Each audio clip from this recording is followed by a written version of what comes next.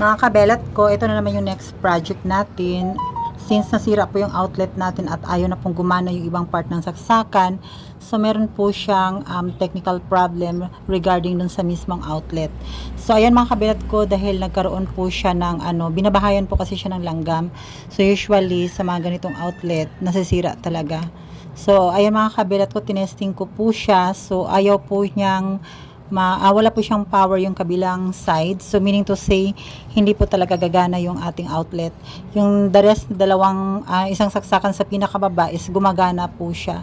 So yun lang po yung may power natin. So yung the rest na dalawa, wala po talaga siyang power. Kahit saksakan mo pa siya ng ibang, kahit anong mga appliances, hindi po talaga siya gagana kasi wala pong power siya. So binabahayan po yan ng langgam, kaya ganyan ang usually na nasisira sa ating mga outlet.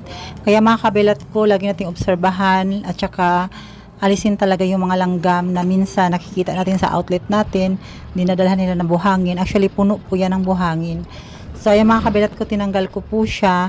Pinatay ko po muna yung pinaka breaker ng outlet natin para wala po siyang power supply. So, ayan, nung napag-anuhan ko siya mga kabelat ko, nakita ko na parang na rin yung pinaka wire niya. Pinalitan ko po yun para po gumana siya. Para siya nagluma. So, para siyang yung tanso niya is hindi na siya as in may nag-iitim-itim na siya. At the same time, lumang-luma na rin siya tingnan. So, ayun mga kabelat ko, pinalitan ko po yan.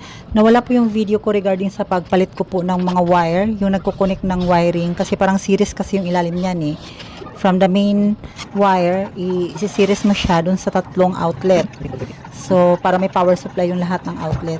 Hindi ko siya naipakita kasi nawala yung video. Kasi nga, nung binidyo nung kasama ko is nag-overheat yung phone. Nabura po yung lahat. Sayang nga eh. So, yung mga kabelat ko, pinas-forward ko po yan kasi talagang mahaba na naman ang video. Maiinis na naman kayo. So, ayan, binalik ko po yung outlet niya and napagana ko po siya. So, malaking bagay mga kabelat ko na gumagana na po yung ating outlet na nagawa ko po ang isang bagay na akala ko hindi ko po kayang gawin. So, ayan mga kabelat ko, okay na siya. Tinesting na po natin yan.